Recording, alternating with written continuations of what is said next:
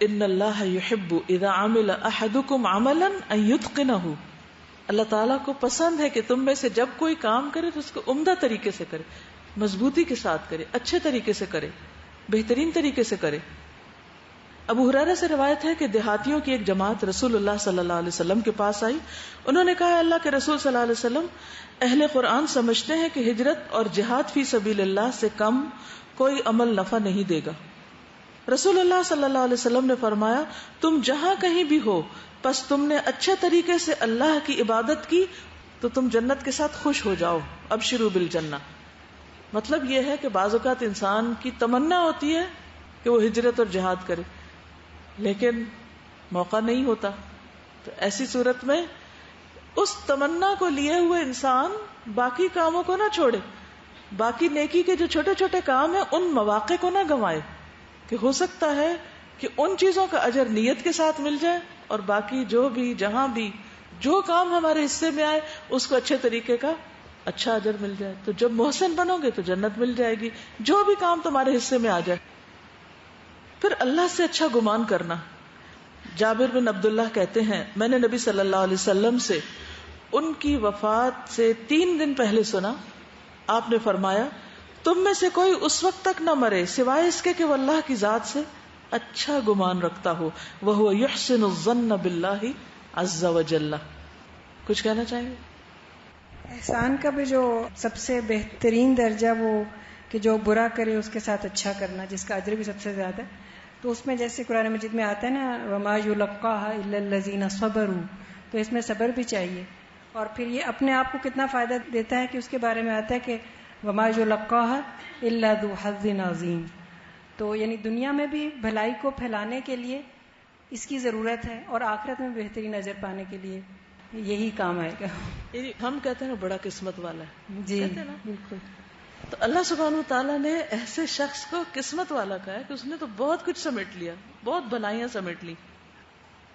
جی، جو آخری احسان کا لیول ہے نا، جس میں یہ ہے کہ جو برا کرے اس کے ساتھ اچھا کیا جائے، تو سب سے زیادہ مشکل یہی کام ہے نا، باقی سارے کام تو پھر بھی انسان کر لیتا ہے، تو یہ بھی کر لیتا ہے انسان، لیکن دل میں جو ہے نا وہ تکلیف ہوتی رہتی ہے، تو کیا اس کے لیے کرنا چاہیے، یا کیا یہ احسان ہوگا کہ اگر دل میں تکلیف ہوتی رہے لیکن ہم پھر بھی بظاہر اچھا کر رہے ہیں؟ دیکھیے صبر کے اوپر نا غور کرنا چاہیے، کیونکہ جب تکلیف کسی نے دی اب اس سے اچھا کرنا ہے، کیسے کرے، بہت تکلیف ہے، دل میں بھی ہے۔ اور میں نے ذاتی طور پہ تجربہ کیا ہے کہ انتظار، تھوڑا سا اپنے آپ کو ٹائم دے، پھر زخم مندمل ہونا شروع ہو جاتا ہے، پھر ایک پش لگائیں اور احسان کر جائیں، کیونکہ اس وقت انسان سوچتا ہے کہ دوسرا مجھے کمزور سمجھ لے گا، تو پھر انسان احسان نہیں کر پاتا۔ احسان کا اپوزٹ جو ہے وہ کمزوری ہے، یعنی جہاں احسان نہیں ہوتا وہاں آپ دیکھیے کتنی خرابیاں ہوتی، وہ ویکنیس ہے۔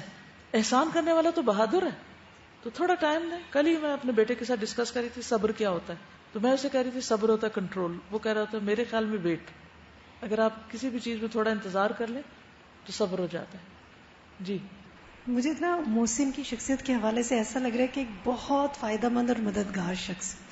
2 طرح کی ہمیں زندگی میں پرسنالٹیز اور لوگ ملتے ہیں کہ اگر کسی کو ہم کام کہتے ہیں نا تو اس کا ریئیکشن ہوتا ہے نہیں نہیں یہ نہیں ہو سکتا، بہت مشکل ہے، بھائی کیسے ہوگا۔ اور کچھ لوگ ہوتے ہیں کہ آپ کو بڑا ٹرسٹ ہوتا ہے کہ آپ نے ان کو کہا نا تو وہ کہتے ہیں ٹھیک ہے ہو جائے گا، چلے دیکھتے ہیں۔ تو مجھے لگتا ہے احسان کا معاملہ یہ ہے کہ ہم دوسرے کو ہیلپ آؤٹ کریں، ہر طریقے سے کوشش تو کریں۔ یہ ہمیں اپنی زندگی سے سوچ نکالنی چاہیے یہ نہیں ہو سکتا۔ احسان کا معاملہ یہ ہے کہ ہو سکتا ہے، کرنا ہے، کوشش کرنی ہے، بہترین طریقے سے کرنا ہے، نہیں ہو سکے گا تو ہماری قسمت۔ شکریہ۔ چلیے آپ آگے دیکھتے ہیں کہ نبی صلی اللہ علیہ وسلم کا طریقہ کیا تھا، یا آپ نے مختلف کاموں میں کس طرح دوسروں کا خیال رکھا۔ تو احسان کے جو 4 درجے ہم نے پڑھے تھے، اس میں دوسروں کے ساتھ بھلائی کرنا، اور اس کا آغاز بھی اپنے گھر سے شروع ہوتا ہے۔ اس میں نبی صلی اللہ علیہ وسلم کا طرز عمل کیا تھا؟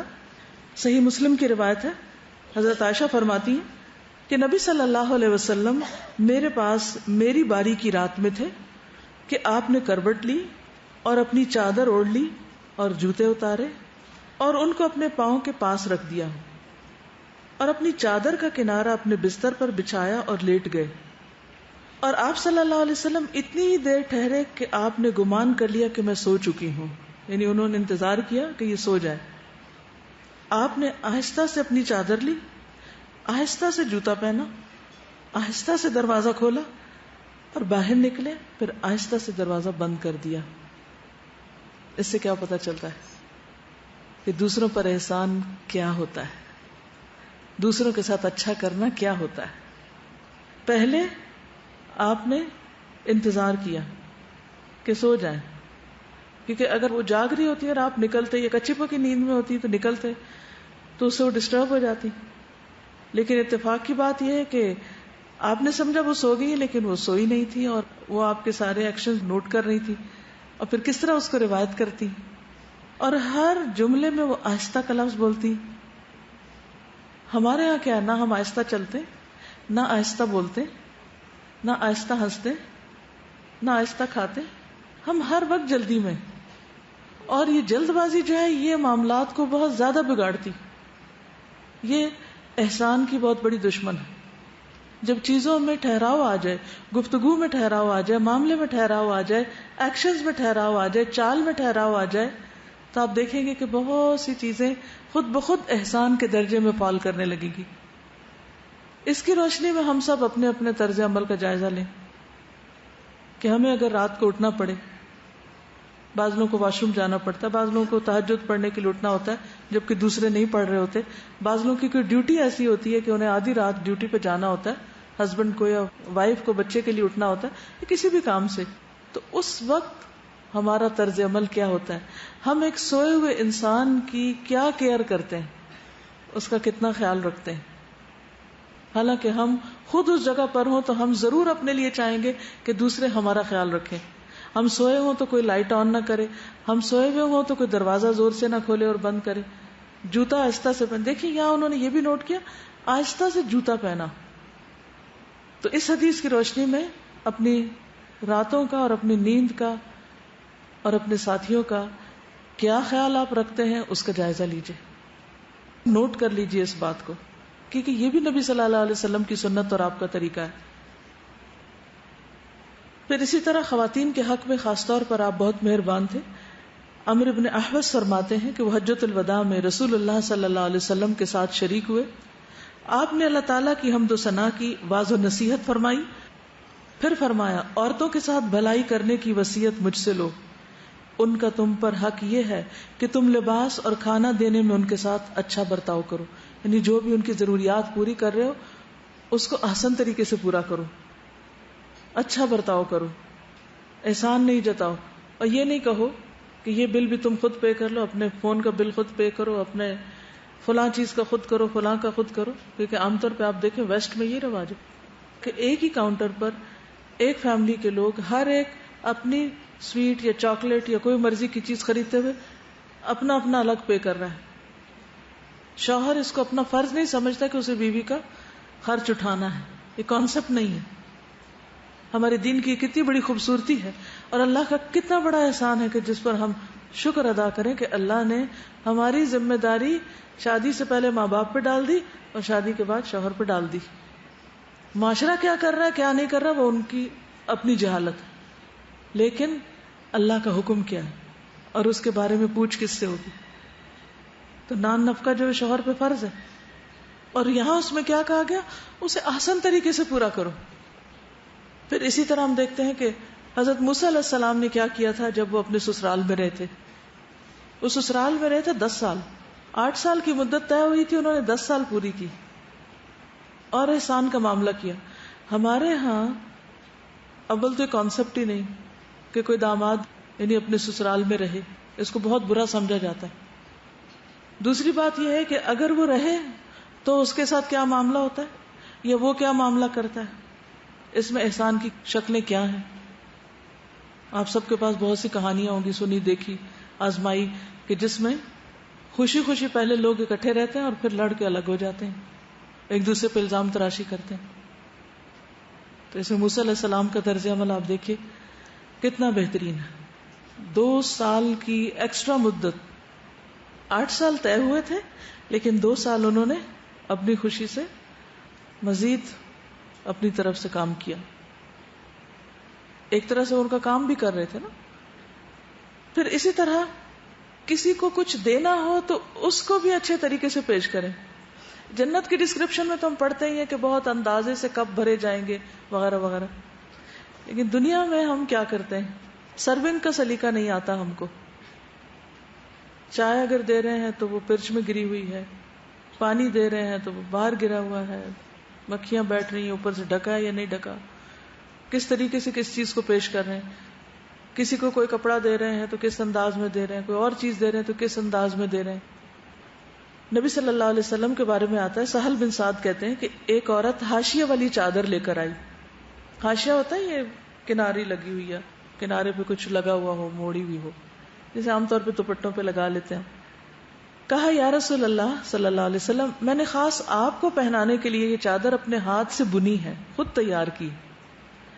آپ نے اسے لے لیا اور آپ کو اس کی ضرورت بھی تھی. پھر آپ باہر تشریف لائے اس کو پہن کے، تو آپ اس چادر کو پہنے ہوئے تھے. لوگوں میں سے ایک شخص بولا، اے اللہ کے رسول صلی اللہ علیہ وسلم، یہ مجھے دے دیجئے. اس کو اچھی لگ گئی، اس نے کہا مجھے دے دیجئے. آپ نے فرمایا اچھا لے لینا، حالانکہ آپ کو خود زیادہ ضرورت تھی. اس کے بعد آپ مجلس میں تھوڑی دیر تک بیٹھے رہے، پھر واپس تشریف لے گئے اور چادر کو اچھے سے طے کر کے اس شخص کے پاس بھجوا دیا. یہ نہیں کیا کہ اس کو گرول مرول کر کے شاپر میں بند کر کے پھینک دیا اس کے آگے، یہ لو، اچھے سے طے کر کے اس کے پاس بھجوا دیا. اب مثلاً بعض اوقات ایسا ہوتا ہے کہ کہیں کوئی سیلاب آ جاتا ہے، کہیں کوئی اور معاملہ پیش آتا ہے، ریلیف فنڈ میں کیش کے علاوہ چیزیں بھی اکٹھی کی جاتی، اور لوگوں سے بار بار کہا جاتا ہے کہ پلیز دھلی ہوئی، صاف ستھری، طے کی ہوئی، استری کی ہوئی، پراپرلی پیکڈ، اوپر لکھا ہوا، ٹیگ کیا ہوا کہ کس ایج کے بچے کا یا بڑے کا ہے، کیا چیز ہے اس کے اندر، سلا کپڑا انسلا کپڑا ہے، کیا ہے.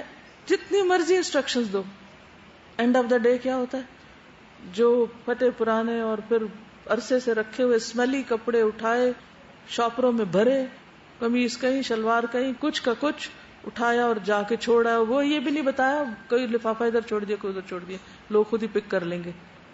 اور پھر ایک پوری ٹیم چاہیے لوگوں کا وقت ضائع کرنے کے لیے کہ جو بیٹھ کے ان کو طے لگائے اور ان کو پیک کرے اور ان کو دیکھے کہ کس کو کیا دیا جائے. یعنی ہم جب اپنا کام چھوڑ دیتے ہیں تو دوسروں کے اوپر کتنی زیادتی ہوتی، ان کا کتنا کام بڑھا دیتے ہیں. کیا یہ احسان کا درجہ ہے؟ کیا یہ نبی صلی اللہ علیہ وسلم کی سنت ہے؟ ایسے کاموں میں بھی کسی غریب کو بھی کچھ دینا ہو تو چیز دھلی ہوئی ہو، صاف ستھری ہو، اچھی حالت میں ہو، پریزنٹیبل ہو، تو ہر معاملے میں احسان. پھر اسی طرح اگر کسی کی مدد کرنی پڑے، مثلا آپ دیکھ رہے ہیں آپ کا کوئی ساتھی مدد کا محتاج ہے، لیکن آپ کو یہ ڈر لگتا ہے کہ اگر میں اس کو کوئی چیز دوں گا تو اس کو اچھا نہیں لگے گا، کس طریقے سے کچھ دیا جائے. اس میں بھی نبی صلی اللہ علیہ وسلم کا طریقہ بہت خوبصورت ہے. جابر کہتے ہیں کہ میں نبی صلی اللہ علیہ وسلم کے ساتھ ایک سفر میں تھا. واپس آتے ہوئے جب مدینہ دکھائی دینے لگا، بستی نظر آنے لگی، تو آپ نے فرمایا جو شخص جلدی گھر جانا چاہتا ہے چلا جائے. یعنی ویسے تو کٹھے آ رہے تھے، لیکن یہ کہ شوق بڑھ جاتا ہے جب جگہ نظر آنے لگتی. تو آپ نے کہا جو مجھ سے پہلے جانا چاہے وہ چلا جائے. جابر کہتے ہیں کہ ہم آگے بڑھے. میں اپنے ایک سیاہی مائل بے داغ سرخ اونٹ پر سوار تھا، دوسرے لوگ میرے پیچھے رہ گئے. میں اسی طرح چل رہا تھا کہ اونٹ رک گیا میرا، کیونکہ انہوں نے نئی نئی شادی کی تھی تو ان کو بھی گھر جانے کی جلدی تھی، لیکن ان کا اونٹ راستے میں رک گیا. نبی صلی اللہ علیہ وسلم نے فرمایا جابر اپنا اونٹ روکو. آپ آگے بڑھے، آپ نے اپنے کوڑے سے اونٹ کو مارا تو اونٹ کود کر چل نکلا، یعنی آپ نے اس کو ہلایا جلایا تو چل پڑا. آپ نے دریافت کیا کہ یہ اونٹ بیچو گے؟ جب آپ نے دیکھا کہ اونٹ کچھ ٹیڑھا سا ہے اور اس کو تنگ کر رہا ہے تو کہا مجھے بیچو گے؟ کہا ہاں، ورنہ اگر ہمیں کسی سودے سامان میں کوئی کمی بیشی نظر آ جائے تو ہم تو سودا کیا ہوا بھی کوئی بہانہ کر کے کہیں گے ہم نہیں لینا چاہتے اس کو. تو آپ کو نظر آ رہا تھا کہ اونٹ کیسا ہے، آپ نے کہا کہ مجھے بیچو گے؟ تو انہوں نے حامی بھر لی. جب مدینہ پہنچے اور نبی صلی اللہ علیہ وسلم اپنے ساتھیوں کے ساتھ مسجد نبوی میں داخل ہوئے تو میں بھی آپ کی خدمت میں پہنچا، پتھر سے اونٹ کو باندھ دیا، آپ سے عرض کیا کہ یہ آپ کا اونٹ ہے. آپ نے چاہا تھا لینا. پھر آپ باہر تشریف لائے اور اونٹ گھمانے لگے، نے اس کو ذرا سا چلایا، فرمایا یہ اونٹ تو ہمارا ہی ہے. اس کے بعد آپ نے چند اوقیہ سونا مجھے دلوایا اور دریافت فرمایا تمہیں پوری قیمت مل گئی؟ یعنی ٹھیک ہے، یہ اتنا کافی ہے. میں نے عرض کیا جی ہاں میں راضی ہوں اس قیمت پہ. آپ نے فرمایا اب قیمت اور اونٹ دونوں ہی تمہارے ہیں, دونوں لے جاؤ. اب آپ نے اونٹ بھی دے دیا اور پھر قیمت بھی دے دی. یہ قیمت کس چیز کی دی, یہ کیوں دی ہوگی؟ مثلاً ان کی ضرورت کو محسوس کرتے ہوئے, مدد کا ایک طریقہ ہوگا, یا اس لیے بھی کہ وہ اس سے بہتر سواری خرید لیں, اس سے اونٹ کو بھی بیچ کے اور مزید پیسے ڈال کے, جو بھی. لیکن احسان کا طریقہ آپ دیکھیے. مجھے ایک دفعہ شاید آپ نے بتایا تھا کسی ٹیچر کے بارے میں کہ وہ کچھ اسی قسم کا کام کرتی تھی. ہماری ایک استاد ہے, ملتان میں ہے وہ, ان میں بھی چیز بہت تھی. میں نے دیکھی کہ احسان اور اخلاق دو چیزیں بہت ڈومینیٹ کرتی ہیں, کیونکہ ایک ہوتا ہے نا نوٹس تو کتابوں میں رہ جاتے ہیں, وہ ہمیشہ رہ جاتے ہیں.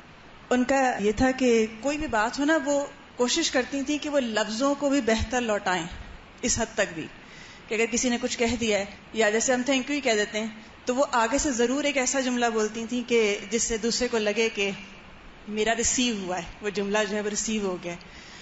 تو ایک دفعہ تھا کہ مارکیٹ جانا تھا, تو ان کا ٹرپ آیا ہوا تھا, تو وہ لوگ تھے وہاں پہ, وہ جا رہے تھے واپسی پہ.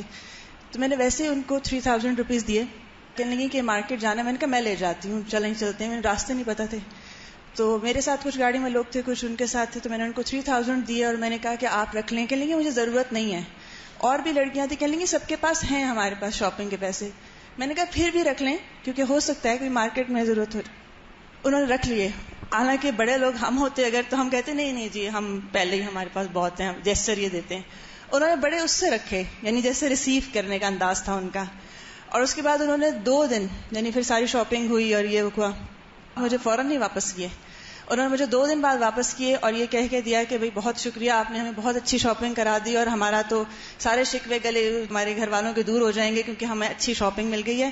اور یہ پیسے وہ جو 3000 تھے, اور انہوں نے یہ کہہ کے دیے یہ آپ کے پیسے نہیں ہیں, جو آپ نے مجھے دیے تھے یہ وہ نہیں ہیں, آپ کے والے پیسے میں نے خرچ کر لیے تاکہ آپ کو اجر ملے. یعنی یہ مجھے بہت ہی بڑی بات لگتی تھی. اس کو احسان کہتے ہیں. ایک تو یہ کہ انسان اسے ایک دوسرے کو سنب کر دے, نو نو نو نو, اور ایک یہ کہ دوسرے کا دل رکھ لے اور اس کے بعد جو چاہے معاملہ کرے, اس سے بہتر معاملہ کرے. تو ہر چیز کا ایک سلیقہ ہوتا ہے نا. تو یہ حکمت ہوتی ہے جو اللہ تعالیٰ عطا کرتا ہے. وَمَن يُؤْتَ الْحِكْمَةَ فَقَدْ أُوتِيَ خَيْرًا كَثِيرًا. اور اگر یہ معاملے ہمیں اچھے کرنے آ جائیں تو ہماری زندگیوں میں خوشی خوشی بھر جائے. چلیے, تو اصل بات کیا ہے؟ ہر حال میں دوسرے کے لیے بہترین ثابت ہونا. ٹھیک ہے, ہر حال میں دوسرے کے لیے بہترین ثابت ہونا.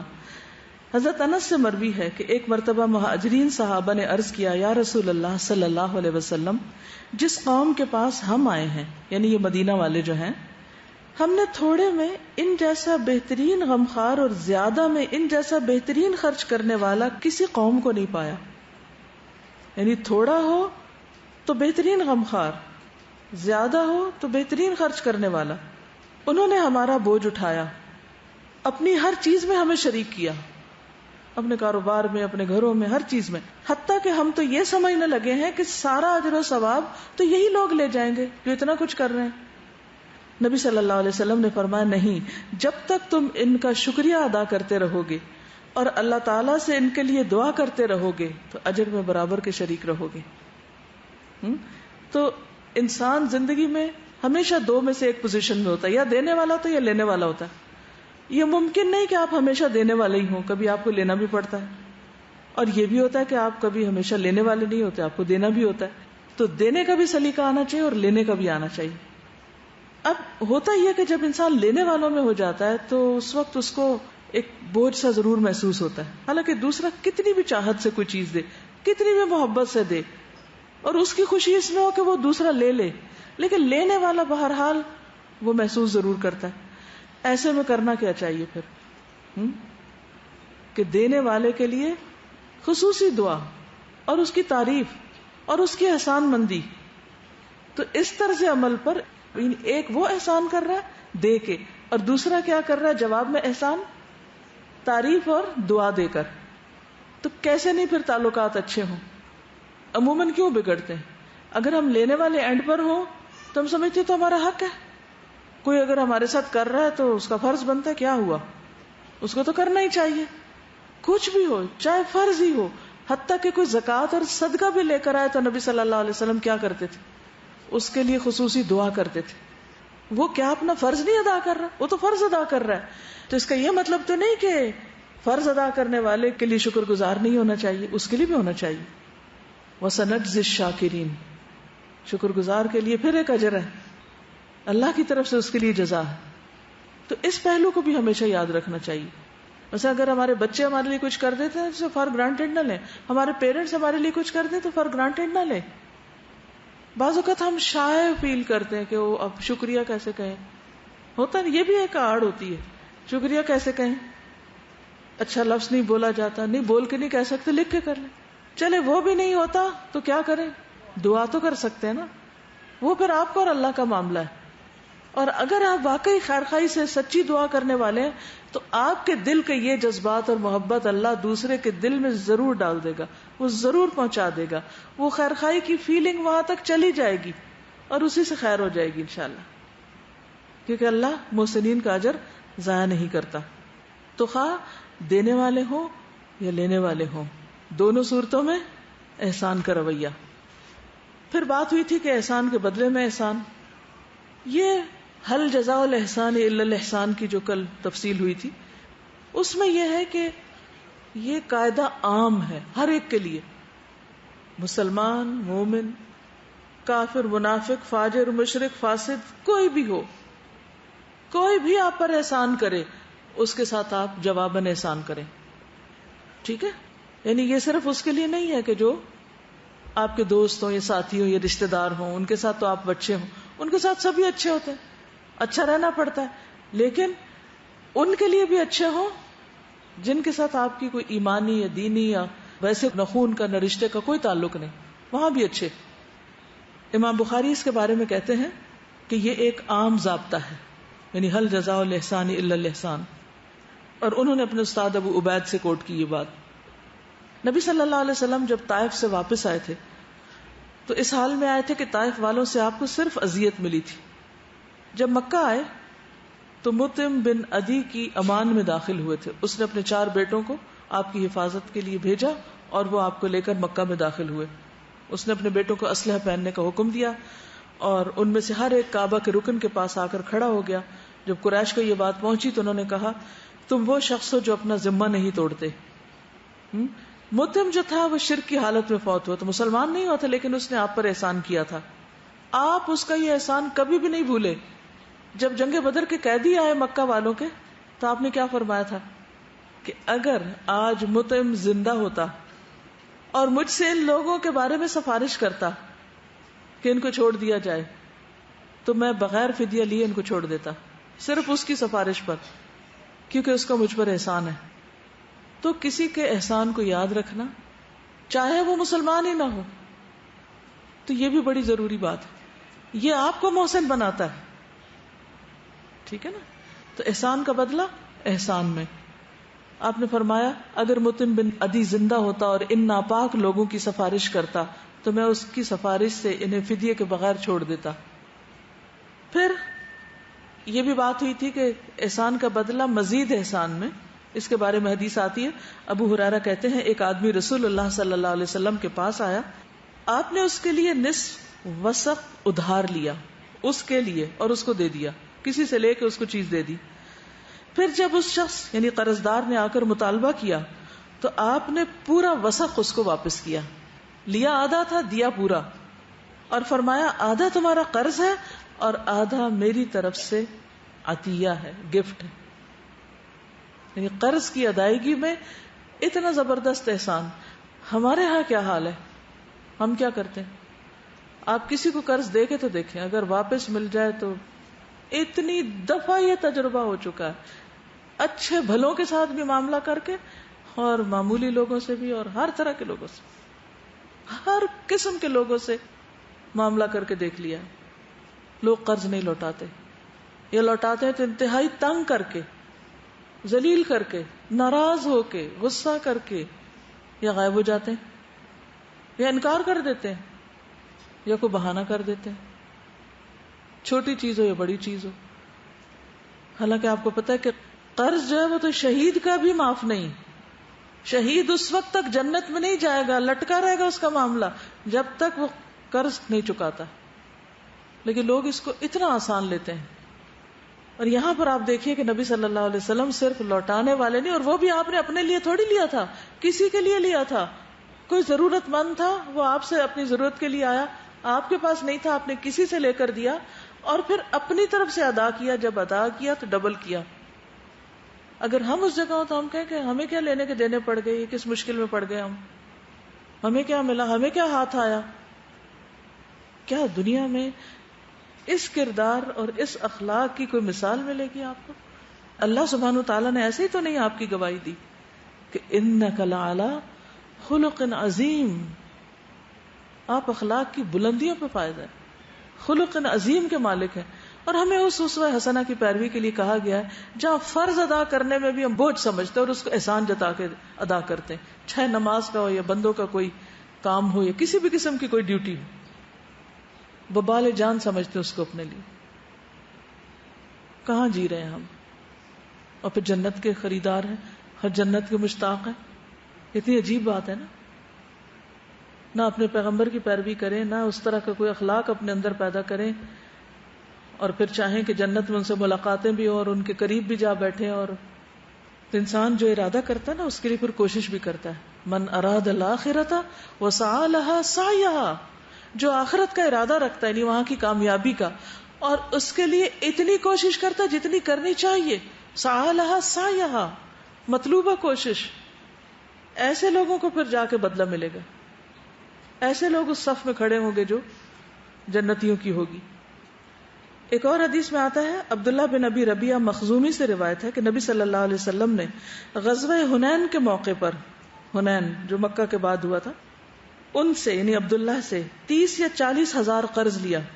جب آپ تشریف لائے تو سارا قرض ادا کر دیا, یعنی واپس مدینہ آئے. پھر آپ نے ان سے فرمایا اللہ تمہیں گھر میں اور مال میں برکت دے, قرض کا بدلہ یہ ہے کہ پورا ادا کیا جائے اور شکریہ ادا کیا جائے. تو یہاں آپ نے مانیٹری فائدہ تو نہیں دیا لیکن زبان سے شکریہ ادا کیا. ہمارا حال کے ذلیل کر کے دیں واپس. شکریہ تو کہاں ادا کرنا کسی کا, اس کو احسان ہی نہیں سمجھتے. ہم سمجھتے ہیں کہ اگر کوئی ہمیں دے رہا ہے تو وہ دے, وہ کیوں نہیں دیتا, کیونکہ اللہ نے اس کو دیا اسے دوسروں کو دینا چاہیے. تو یہ جو شکر گزاری کا نہ ہونا ہے, اس سے دنیا میں بھی تعلقات خراب ہوتے ہیں اور آخرت تو پھر ناشکرے لوگوں کے لیے ہے ہی نہیں. تو ہم سب کو اپنے اس اخلاق کی بہت زیادہ اصلاح کی ضرورت ہے.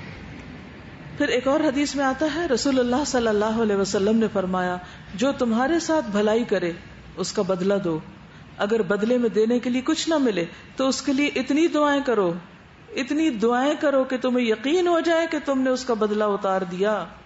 اتنی دعائیں کرو, یہ نہیں کہ ہم بس ایک چھوٹی سی دعا لکھ کے آپ کے لیے بہت دعائیں بس چاہے کریں یا نہ. نو, اگر آپ یہ لکھیں بھی نا آپ کے لیے ڈھیروں دعائیں تو پھر ذرا بیٹھ جائیں اور ڈھیروں کر کے دکھائیں, ورنہ یہ لکھا ہوا بھی جھوٹ شمار ہوگا. یا اسی وقت پہلے کریں اور پھر لکھیں, یا پھر بعد میں بیٹھ کے کریں اس کے لیے, کیونکہ باتوں سے راضی کرنے سے کوئی راضی نہیں ہوتا, کیونکہ اللہ کو تو پتہ ہی بندہ جھوٹا ہے. یہ مسند احمد کی روایت تھی. عبداللہ بن ابی اوفا کہتے ہیں کہ جب کوئی قوم اپنی زکوٰۃ لے کر نبی صلی اللہ علیہ وسلم کی خدمت میں حاضر ہوتی, آپ ان کے لیے دعا کرتے اے اللہ آل فلاں کو خیر و برکت عطا فرما, برکت کی دعا دیتے آپ اس کو. پھر تحائف کا تبادلہ. حضرت عائشہ کہتی ہیں کہ رسول اللہ صلی اللہ علیہ وسلم ہدیہ قبول فرماتے لیکن اس کا بدلہ بھی دیا کرتے, کیونکہ یہ محبت بڑھانے کا ذریعہ ہوتا ہے.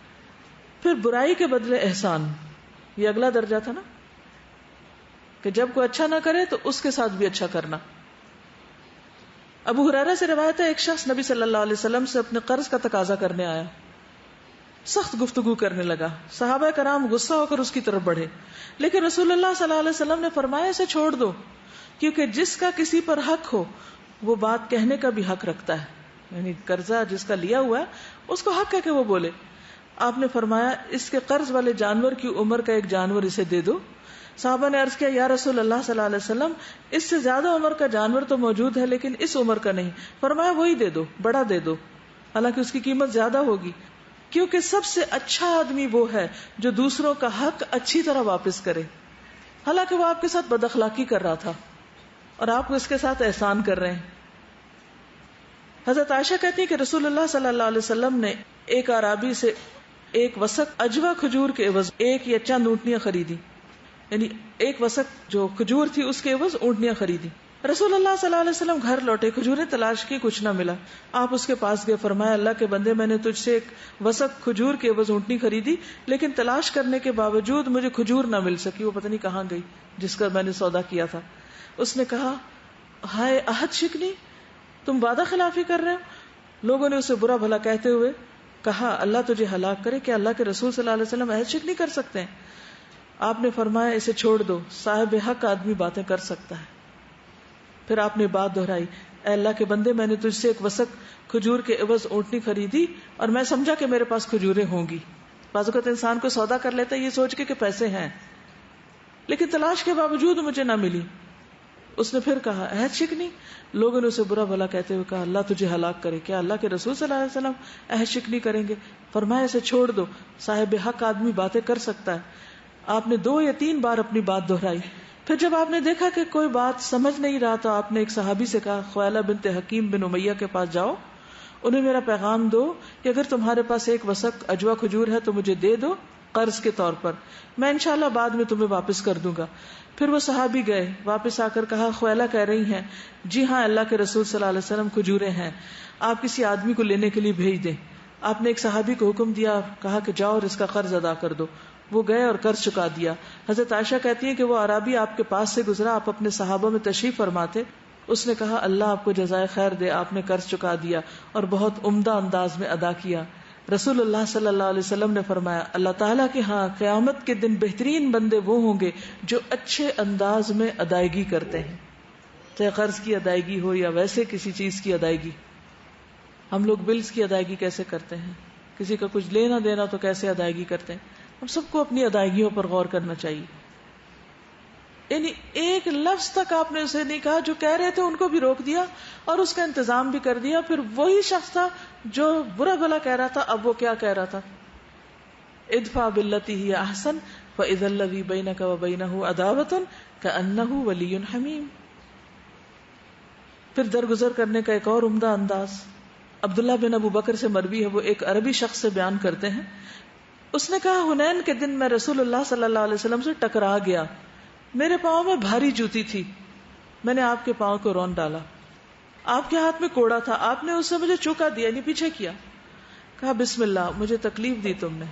اس نے کہا میں نے رات اپنے نفس کو ملامت کرتے ہوئے گزاری کہ میں نے اللہ کے رسول صلی اللہ علیہ وسلم کو تکلیف دی, اور میں یہی کہہ رہا تھا کہ میں نے آپ کو تکلیف دی, میں نے آپ کو تکلیف دی. میں نے ایسی رات گزاری جو اللہ ہی بہتر جانتا ہے کہ میرا پاؤں آپ کے پاؤں پہ آ گیا.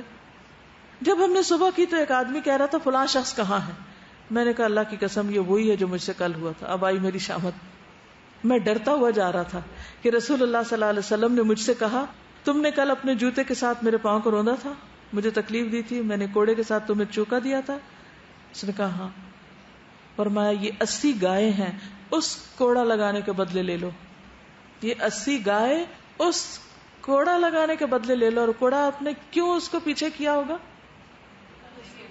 کہ وہ پاؤں کے اوپر آ گیا تھا, آپ کا حق تھا, آپ بدلہ لے سکتے تھے, لیکن آپ نے وہ جو بدلہ لیا اس پر بھی آپ کو تکلیف تھی. اس کے ازالے کے لیے اس کو 80 گائے دی. ایک گائے کی بھی قیمت کتنی ہوتی. ہم کس سے کمپنسیٹ کرتے ہیں, کیا کرتے ہیں جب ہماری وجہ سے کوئی تکلیف میں آ جائے. اس یہودی عورت کے بارے میں تو آپ کو معلوم ہے جس نے آپ کو زہریلی بکری کا گوشت پیش کیا تھا, جس کی تکلیف آپ آخر دم تک محسوس کر رہے تھے, یعنی وہ تکلیف پھر گئی نہیں تھی آپ سے اس کے بعد, اور پھر پتہ بھی چل گیا کہ وہ کون ہے. آپ چاہتے تو اس کو قصاص میں قتل کرا دیتے, لیکن آپ نے فرمایا کہ نہیں, معاف کر دیا آپ نے. حالانکہ وہ مسلمان نہ تھی, بدلہ نہیں لیا آپ نے اس وقت. جس نے جادو کیا تھا آپ پر اس کا بھی پتہ چل گیا تھا, لبید بن عاصم, لیکن آپ نے کیا کیا, ذکر بھی نہیں کیا. پھر اس کے بعد بدلہ لینا درکنار, ذکر بھی نہیں کیا, چھوڑ دیا اس کو. وہ کون تھا؟ وہ بھی یہودی تھا. یہ آپ کی ذات کے لیے انتقام تھا. آپ جو میدان جنگ میں یا کہیں بھی جو بدلہ لیتے تھے یا جنگ کرتے تھے یا کسی کو مارتے تھے یا کوئی اس سے کسی بھی طرح ان کو کوئی نقصان ہوتا تھا تو وہ اپنی ذات کے لیے کبھی نہیں ہوتا تھا, وہ دین کی خاطر ہوتا تھا, وہ اللہ کی خاطر ہوتا تھا. عبداللہ بن مسعود کہتے ہیں جیسے میں اس وقت نبی صلی اللہ علیہ وسلم کو دیکھ رہا ہوں, آپ ایک پیغمبر کی حکایت بیان کر رہے تھے کہ ان کی قوم والوں نے ان کو اتنا مارا کہ لہو لہان کر دیا, یعنی دعویٰ کے کام میں تبلیغ کرتے ہوئے وہ اپنے منہ سے خون صاف کرتے جا رہے تھے اور دعا کر رہے تھے, اے میرے رب میری قوم کو معاف کر دے, وہ جانتے نہیں. یعنی آپ ایک پچھلے پیغمبر کی بات سنا رہے تھے کہ جن کو تبلیغ کرتے ہوئے اتنی مار پڑی کہ خون بہنے لگا, لیکن انہوں نے بد دعا نہیں دی قوم کو. تو خود نبی صلی اللہ علیہ وسلم نے بھی طائف والوں کو بد دعا نہیں دی, کہا کہ یہ جانتے نہیں. جبریل بدلہ لینے کے لیے آئے تھے, آپ نے ان کو بھی روک دیا. پھر وہ عبداللہ بن ابی کی مثال میں نے آپ کو دی تھی, آپ نے ساری پچھلی غلطیاں بھلا کے اس کے جنازے کے لیے آپ چلے گئے, پھر اللہ سبحانہ وتعالیٰ نے آپ کو روک دیا. اس کے بعد اب آئندہ کبھی منافق کا جنازہ آپ نہیں پڑھیں گے. حضرت عمر آپ کو گنوا گنوا کے بتا رہے تھے کہ اس نے آپ کے ساتھ یہ بھی کیا تھا, یہ بھی کیا تھا, یہ بھی کیا تھا, اس کے باوجود آپ دعا کرنے کے لیے چلے گئے. پھر اسی طرح عبداللہ بن ابی وہ تھا کہ جب آپ صلی اللہ علیہ وسلم مدینہ تشریف لائے تو اس کو چونکہ تاج پہنانا تھا, وہ رہ گیا معاملہ, تو اس کے دل سے کبھی یہ غصہ اور غم جاتا ہی نہیں تھا آپ کے خلاف. تو اسامہ بن زید کہتے ہیں کہ آپ ایک گدھے پہ سوار ہوئے اور آپ بنو حارث بن خزرج میں سعد بن عبادہ کی عیادت کے لیے تشریف لے جا رہے تھے. آپ ایک مجلس کے پاس سے گزرے جس سے مسلمان, مشرک, بت پرست, یہودی سب شریک تھے, سب بیٹھے ہوتے گپ شپ لگا رہے تھے. عبداللہ بن ابی بھی وہاں موجود تھا. مجلس میں عبداللہ بن رواحہ بھی تھے. جب مجلس کے پاس سے سواری گزری تو ظاہر ہے کہ گدھے کی تھوڑی چلنے سے دھول اٹھی, تو عبداللہ بن ابی نے اپنا ناک کے آگے کپڑا کر لیا اور اپنے منہ پہ بل ڈالے اور کہا, آپ کے گدھے کی بو نے میرا دماغ پریشان کر دیا ہے. اس پر ایک انصاری بولے, اللہ کی قسم رسول اللہ صلی اللہ علیہ وسلم کا گدھا تجھ سے زیادہ خوشبودار ہے. پھر نبی صلی اللہ علیہ وسلم نے سلام کیا, آپ رکے, اترے, انہیں اللہ کی طرف بلایا, انہیں قرآن مجید کی تلاوت کر کے سنایا. عبداللہ بن ابی کہنے لگا, میں ان باتوں کے سمجھنے سے قاصر ہوں, مجھے نہیں سمجھ آتی آپ کیا باتیں کر رہے ہیں. اگر وہ چیز حق ہے جو تم کہتے ہو تو ہماری مجلسوں میں آ کر ہمیں تکلیف نہ دیا کرو, یہ ہمیں نہیں روز روز تبلیغ کیا کرو. آپ اپنی سواری پر بیٹھ کر سعد بن عبادہ کے ہاں چلے گئے. آپ نے ان سے فرمایا, سعد تم نے نہیں سنا کہ ابو حباب نے آج کیا کہا؟ تو آپ کا اشارہ عبداللہ بن ابی کی طرف تھا. اس نے یہ اور یہ باتیں کہی ہیں. حضرت سعد نے عرض کیا, یا رسول اللہ اسے معاف کر دیجئے, درگزر فرمائیے. تو آپ نے اس کو معاف کر دیا. اس وقت بھی کوئی ری ایکشن شو نہیں کیا. بعد میں جو دل میں تکلیف رہ گئی اس کو بھی دل سے نکال دیا, اور جب اس کے جنازے کا وقت آیا تو چل پڑے.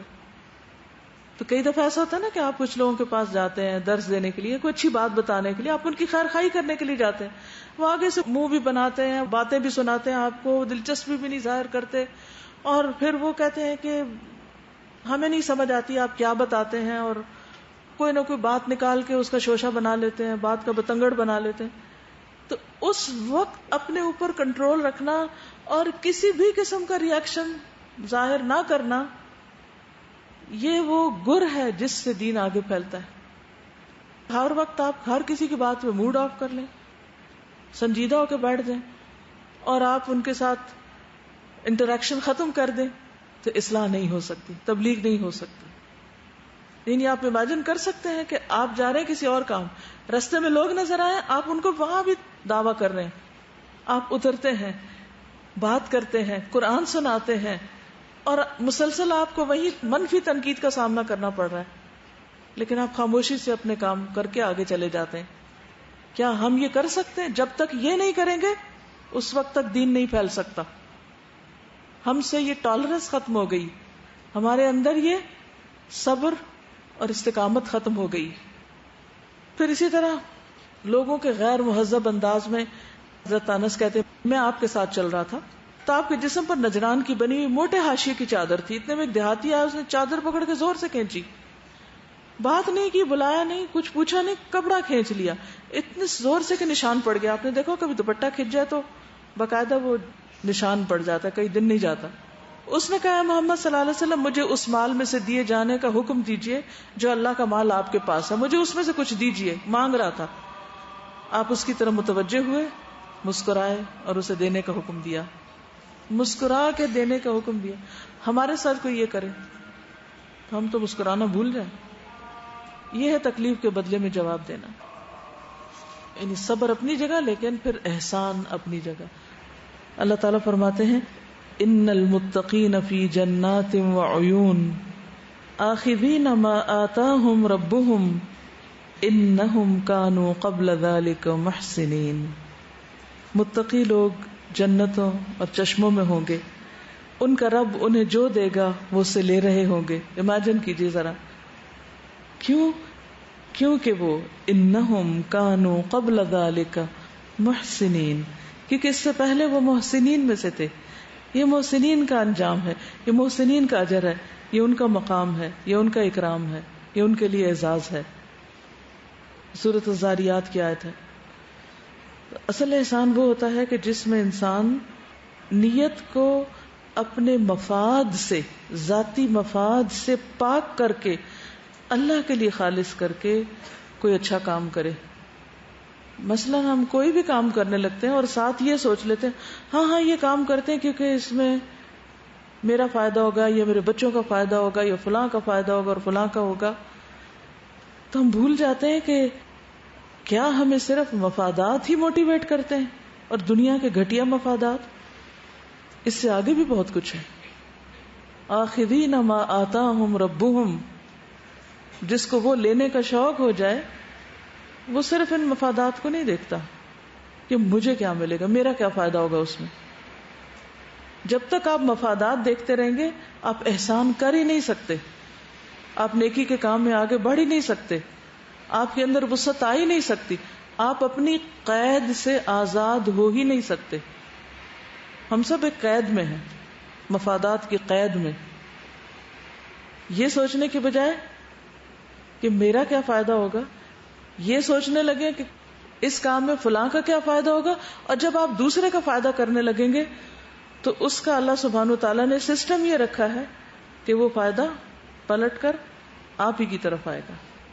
لیکن آپ نے آغاز اس سے نہیں کرنا کہ میرا کیا فائدہ ہوگا، آپ نے آغاز اس سے کرنا ہے احسان کے درجے کے لیے. ٹھیک ہے، ہر انسان اپنے فائدے کے لیے سوچتا ہے، دنیا کے لیے، جنت کے لیے، بہت سی اور چیزوں کے لیے.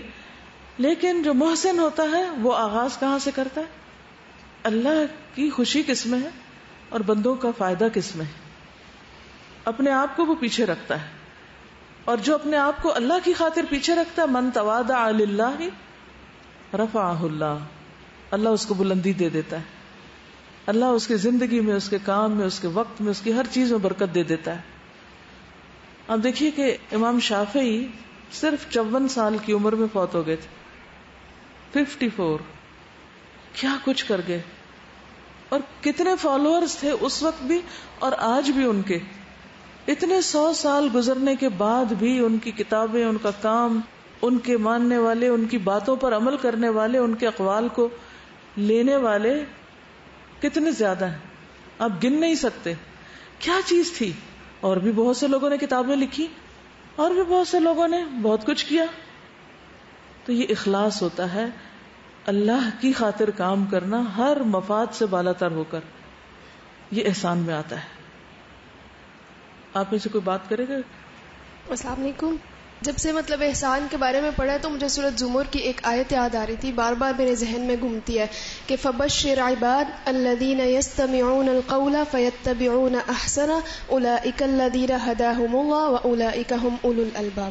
یعنی کہ بات کو سنتے بھی ہیں پھر اس کی احسن طریقے سے پیروی کرتے ہیں، اور پھر اس کے فائدے بھی بتائے کہ ہدایت بھی ان کے نصیب میں اور عقل بھی، عقل کے ذریعے وہ اس کو احسن طریقے سے اس کی پیروی کرتے ہیں. یعنی اصل میں عقل مند لوگ یہی ہیں کہ جو ایسا کرے، وہ صرف جانے نہیں بلکہ کچھ کرے بھی. پھر جی دینے اور دینے کے بارے میں ایک عمومی رویہ میں شیئر کرنا چاہ رہی تھی کہ ہم شکریہ کا لفظ بولتے ہیں، لیکن عام طور پہ جو ہمارے قریبی فرینڈز اور فیملی ممبرز ہوتے ہیں ان کو ہم تھینکس نہیں بولتے، اور دوسرے لوگوں میں بھی ہم لوگوں نے یہ چیز ڈال دی ہے کہ جو فرینڈز ہوتے ہیں ان میں تھینکس اور سوری کا لفظ نہیں ہوتا. اچھا، ایک اور بات بہت کامن ہے، اکثر میرے ساتھ یہ ہوتا ہے، میں اگر کسی کو جزاک اللہ خیرن کہوں تو وہ کہتے ہیں نہیں، یعنی ان کا مطلب تو یہی ہوتا ہے کہ ہمیں شکریہ نہیں چاہیے. میں سمجھ رہی ہوتی ہوں وہ کیوں کہہ رہے ہیں، لیکن کانٹیکسٹ ٹھیک نہیں کہنے کا. یہاں کیا کہنا چاہیے؟ آمین آمین یا و ایاکم، یہ بھی ہو سکتا، دونوں ہی کہہ سکتے ہیں. چلیے اب میں نے ایک چھوٹا سا واقعہ پڑھا تھا کہ 2 شخص ہوتے ہیں، جوان اور بوڑھا شخص ہوتا ہے، ان کے کھیت ساتھ ساتھ ہوتے ہیں. تو وہ جب کٹائی کا وقت آتا ہے تو وہ دونوں اپنا اناج گھر لے کے جا رہے ہوتے ہیں. جوان آدمی یہ سوچتا ہے کہ میں اس کا اٹھا لیتا ہوں بوجھ، کیونکہ یہ بہت بوڑھا ہے. راستے میں بوڑھا آدمی یہ سوچتا ہے کہ میں تو بوڑھا ہوں، میری تھوڑی سی زندگی ہے، تو میں چپکے سے اپنا تھوڑا اناج اس کے حصے میں ڈال دیتا ہوں، کیونکہ یہ جوان ہے، اس کی لمبی زندگی ہے. اور جوان آدمی یہ سوچتا ہے کہ میں تو جوان ہوں اور کما سکتا ہوں، تو وہ چپکے سے اپنا اناج اس کے حصے میں ڈال دیتا ہے. اور سارے راستے یہی ہوتا رہتا ہے، جوان یہی سوچ کے اپنا اناج اس کے حصے میں ڈالتا رہتا ہے، اور وہ یہ سوچ کے اپنا اناج اس کے حصے میں ڈالتا ہے، اور دونوں کو پتہ نہیں ہوتا. جب وہ گھر پہنچتے ہیں تو دونوں کا اناج اتنے کا اتنا ہی ہوتا ہے. اور اس کے مورلز میں لکھا ہوا تھا کہ جب آپ کسی کی بھلائی کے بارے میں سوچتے ہیں تو اللہ تعالیٰ دوسرے کے دل میں بھی آپ کے لیے خیر ڈال دیتا ہے، اور دوسرا شیئرنگ کرنے سے کبھی بھی کوئی چیز کم نہیں ہوتی. گڈ. میں نیچر میں احسان کے بارے میں ڈھونڈ رہی تھی، تو آپ نے بات کی نا کہ احسان نیچر میں بہت زیادہ ہے، تو میں نے دیکھا احسان ڈسپلن کے معنوں میں بھی آتا ہے. میں نے اس کے بارے میں پڑھا تھا کہ سن فلاور کے جو ورڈز ہوتے ہیں، پیٹلز، ان کے اندر بھی ایک میتھمیٹیکل فارمولا ہوتا ہے. جو بارش گرتی ہے اس کے اندر بھی ایک میتھمیٹیکل فارمولا ہوتا ہے، اور وہ اتنی پرسیشن سے گرتی ہے کہ یہ سارا ایک ڈسپلن ہے. تو یہ بھی تو احسان ہی ہے نا، اور ہم لوگ ڈسپلن کو احسان کے معنوں میں نہیں لیتے.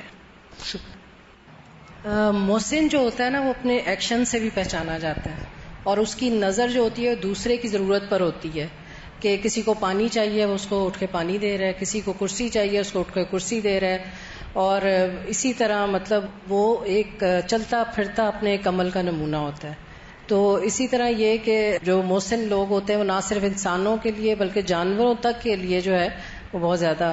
میں ایک چھوٹا سا بچپن کا واقعہ بتاؤں گی کہ میری والدہ ایک دن شامی کباب گرم کر رہی تھی، تو میں نے کہا یہ کس کے لیے کر رہی ہیں؟ تو کہتی ہیں بلی کو ڈالنا ہے. اور اسی طرح ہی جو سڑک پہ جھاڑو دینے والا تھا اس کو بلا کے صبح دودھ کا گلاس اور بریڈ اور انڈا فرائی کر کے اس کو کھلاتی تھی.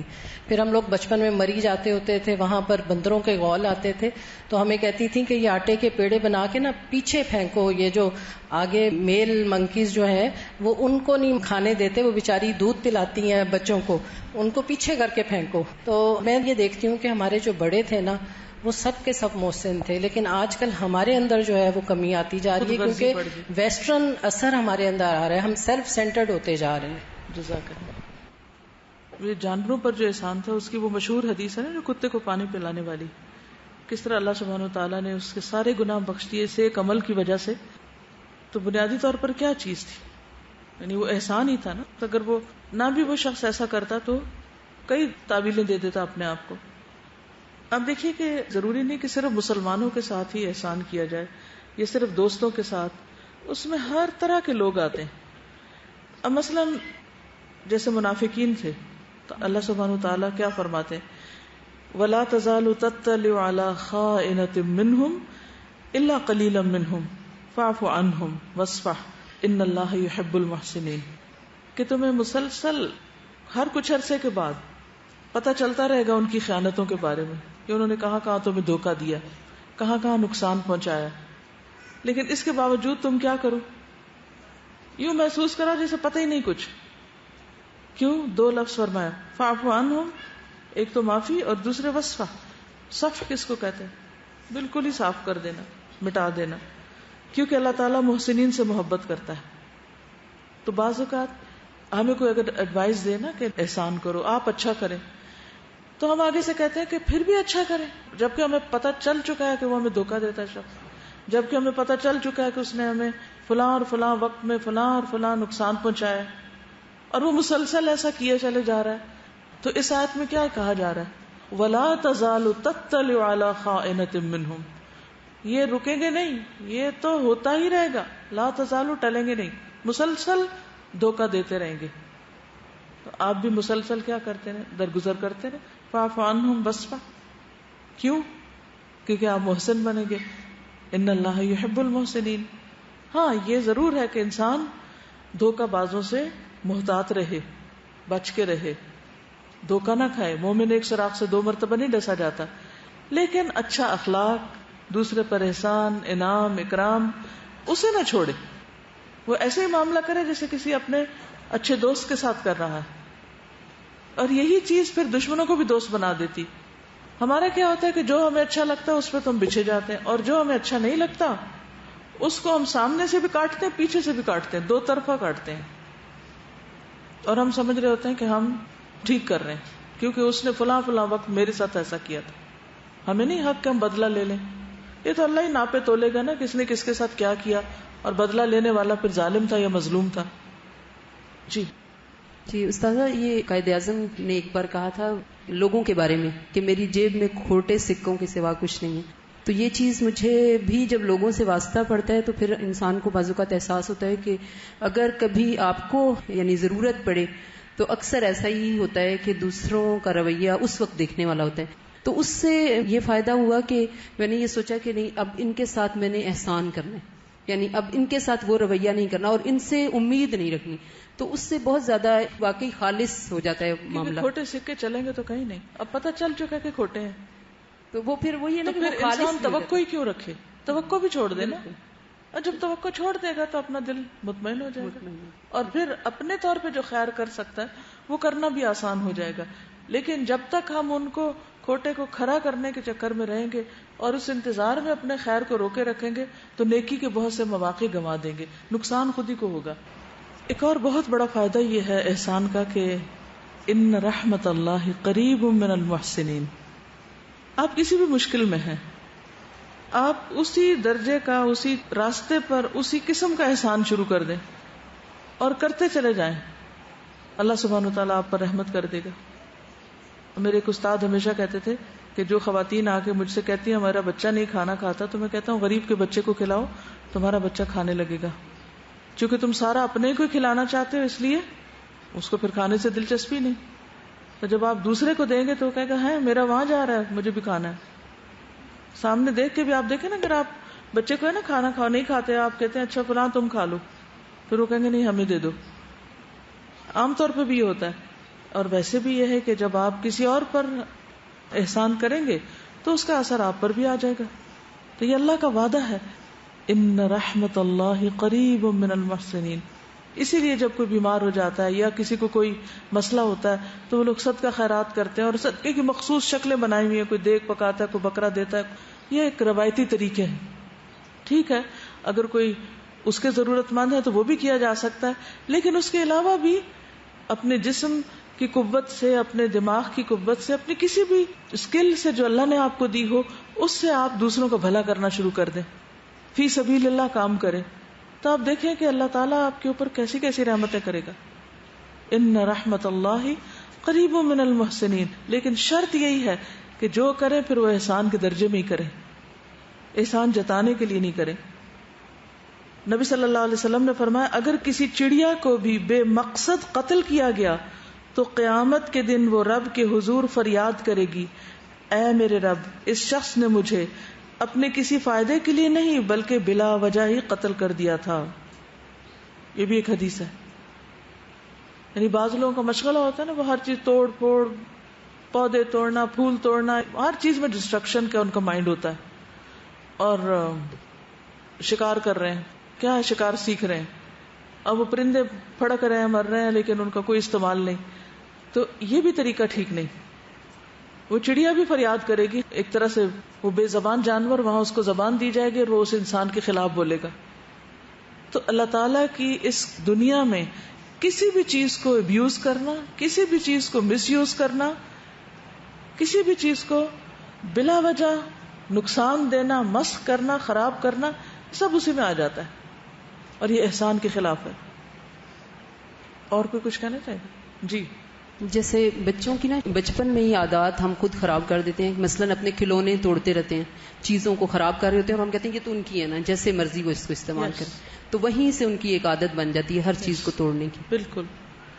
کاغذ پھاڑ رہے ہیں, منع نہیں کرتے, کسی کے گھر گئے ان کی چیزیں توڑ رہے ہیں, پھینک رہے ہیں, خراب کر رہے ہیں, ٹس سے مس نہیں. کچھ لوگ ہوتے پانی کھول کے کھڑے ہیں, بچے پانی سے کھیل رہے ہیں, ماں ہنس رہی ہے.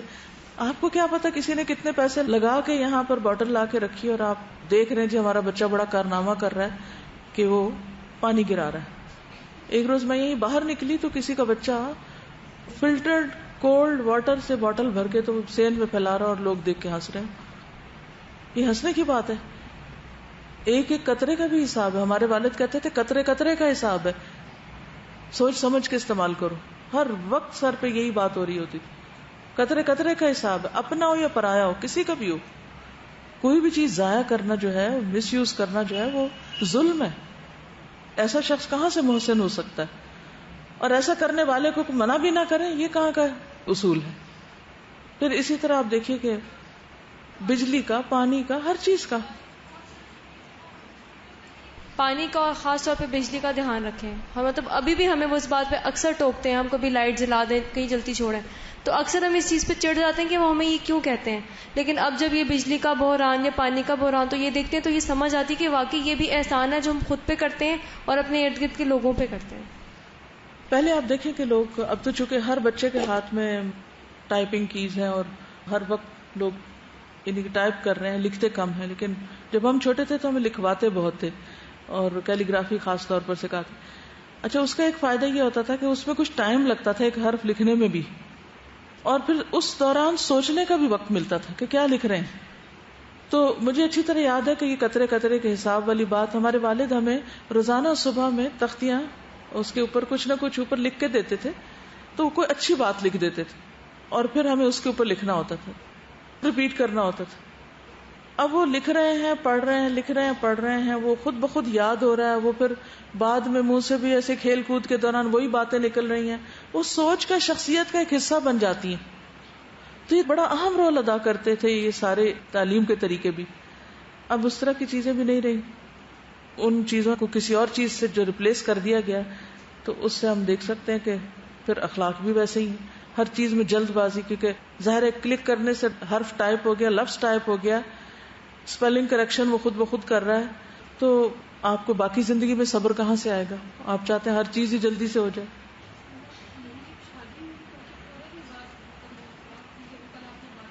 تو میں صبح اٹھ کے اسلام کرتی, اور اسی طرح سے میری ان سے ایک فرینڈ شپ ہوئی کہ میں نے انہیں قرآن پڑھانا شروع کیا.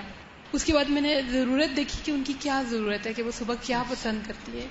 تو وہ ڈیلی 5 منٹ جب میں ان کو قرآن پڑھا کے چائے دے کے ہٹتی, تو میں ان کی آواز سنتی کہ وہ سب سے پہلے مجھے جزاک اللہ کہتی, پھر میرے والدین, اور پھر استادوں اور آپ کا نام بھی لے کے دعا دیتی نا. تو میں ایک بار ڈسکشن کر رہی تھی اپنی بیٹی کے ساتھ, تو میں سن رہی تھی, تو وہ کہہ رہی تھی کہ یہ جو بیٹیوں کی تربیت کر رہے ہو, یہ لوگوں پہ احسان کرو, لوگوں کو تکلیف میں نہیں ڈالنا. بالکل.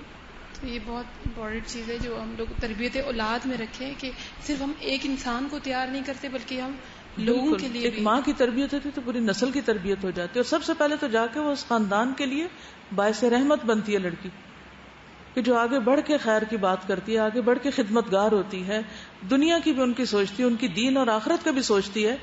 تو کیوں نہ دعائیں ملیں, اور کیوں نہ ان رحمت اللہ قریب من المحسنین, اللہ کی رحمتیں خود ہی آئیں گی اور مزید نیکیوں کے مواقع ملیں گے.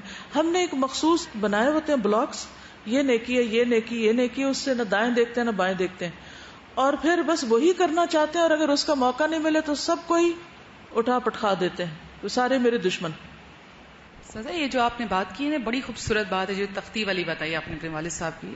اس سے میرا خیال یہ تھا کہ آپ اپنی ذات کے حوالے سے جو احسان کی بات کر رہے تھے, سب سے بڑا احسان تو یہ ہے کہ from the start, from your brain, جب آپ اپنی پازیٹیو تھنکنگ ڈیولپ کرتے ہیں نا, تو اس کے بعد سے یہ چیزیں اسٹارٹ ہوتی ہیں. کیا ہوتا ہے کہ اب جیسے اب آپ کا لیکچر سن لیا یا کچھ اس طرح کر لیا, جب بڑے ہو کے ہم کسی پہ احسان کرتے ہیں نا, تو وہ ایک پریشر کے تحت کرتے ہیں, پھر اس کا بوجھ محسوس کرتے ہیں.